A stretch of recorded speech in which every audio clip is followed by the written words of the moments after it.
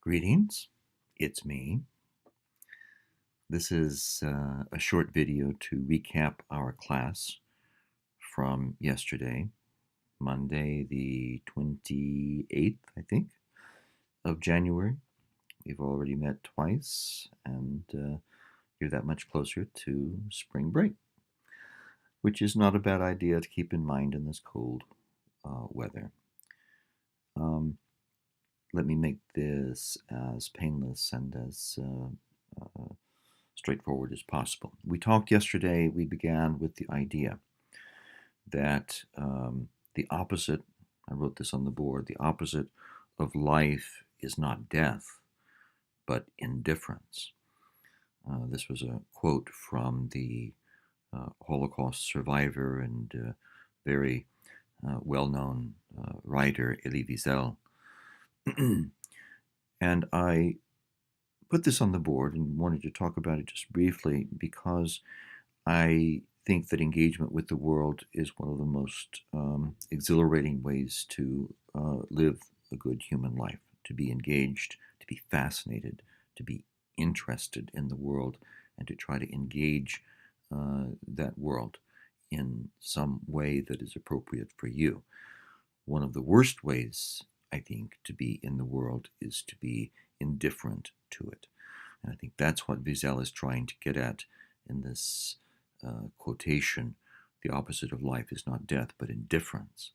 To go through 50 or 60 or 70 or 80 years of life, sort of sufficing, sort of getting through, not being intrigued by this life and by the world, regarding the world as an intriguing set of problems to engage with and to learn about and to be fascinated by, that would be a great tragedy. You don't want to live your life indifferent. You don't want to just get by. It is no achievement to simply remain conscious for 70 years or so. What's important is what you do with that consciousness. And one of the main messages of this course that I have for you is be awake, be conscious, think critically, inquire, be skeptical, be intellectually tough. The writer Susan Sontag, one of my favorite writers, said that I'm interested in all kinds of passionate engagement. All my work, she said, is serious. It says all of her work, she claims, it is to convey one major idea, and that is to be passionate, to wake up. And I couldn't agree with that more. One of the reasons for being in college is to learn how to be passionate, to wake up, to care, and to be engaged. Okay. We talked about loving the problem. We went back to this question of loving the problem. And we read this quote by Gowan. You keep coming back to the problem, and you keep touching it and caressing it and thinking about it, and in a way loving it. You love the problem. And I challenged you this semester to find the problems in each of our assignments, each of our readings, that you want to engage, that fascinate you.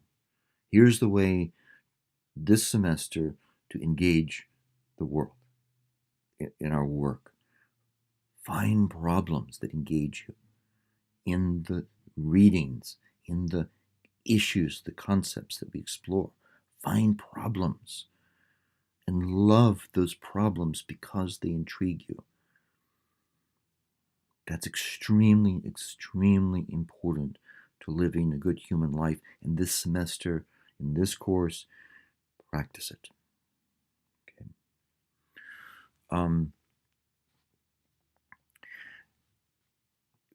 One more thing to emphasize about Gowan. He said, you're always working at the margin of what you don't understand. always working at the margin of what you don't understand. It is okay if you don't understand something immediately. We too often think, if I don't understand this immediately, if I don't understand immediately what I'm reading, well, it's too hard. Let's just, there must be easier ways to live this life.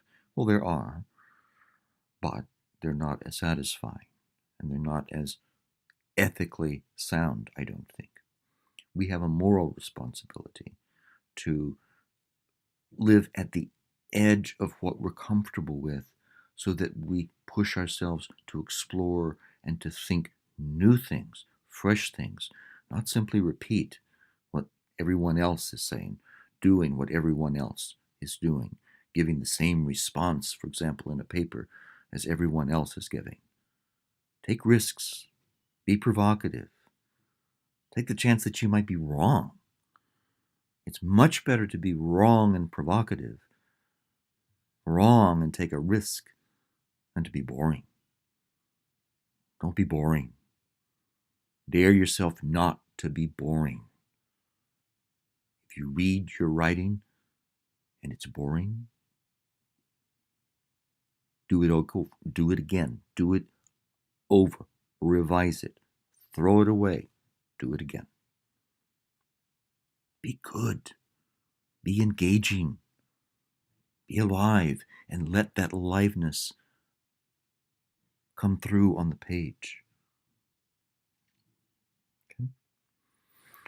Now, we went on into an introduction to some of the concepts that I believe you needed to have in order to watch our documentary, A People Without a Land,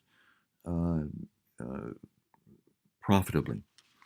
Let me just hit on a couple of those things first.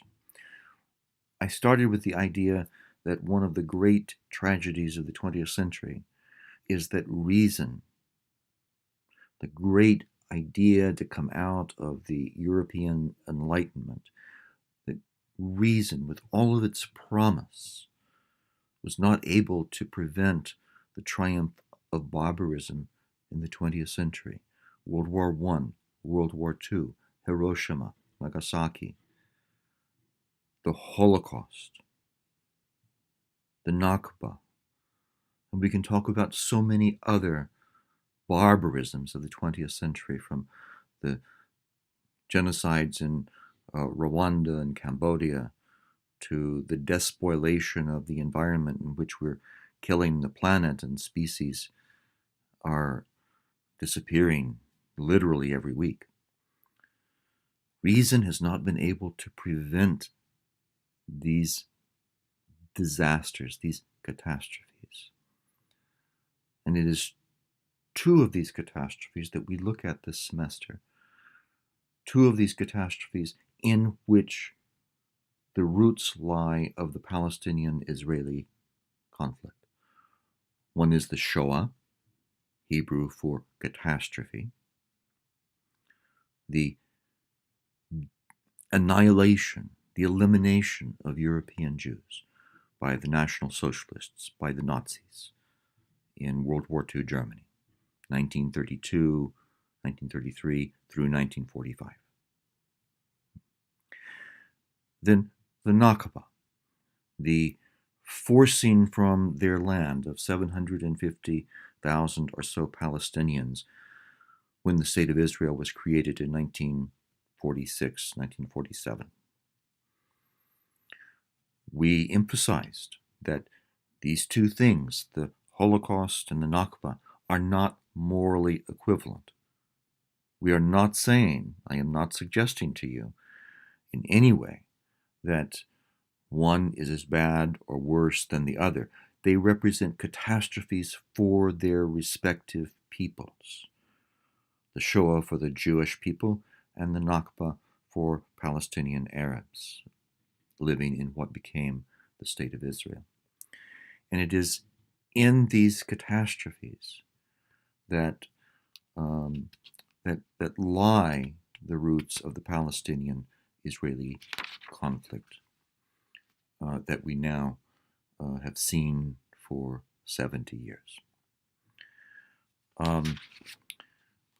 We talked about the way Palestinians have lost land gradually over the years, from the time that the State of Israel was created until now.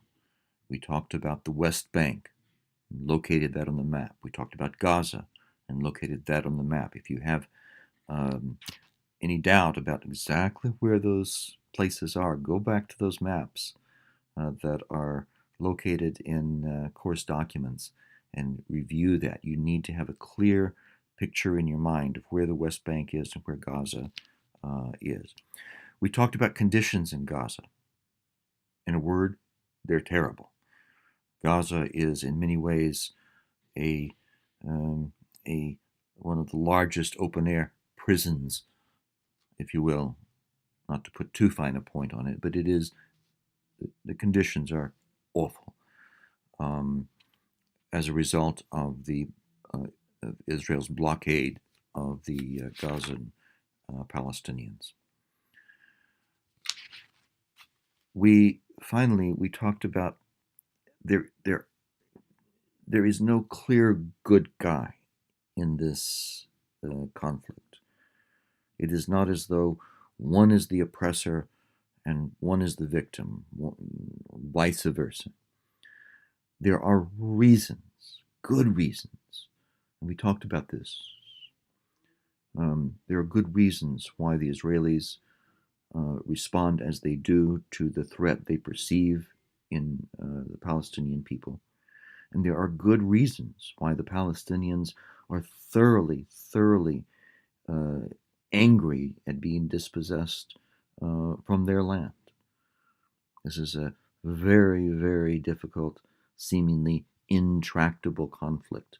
Intractable meaning a conflict that seems unsolvable, despite some very bright people's best efforts over many years.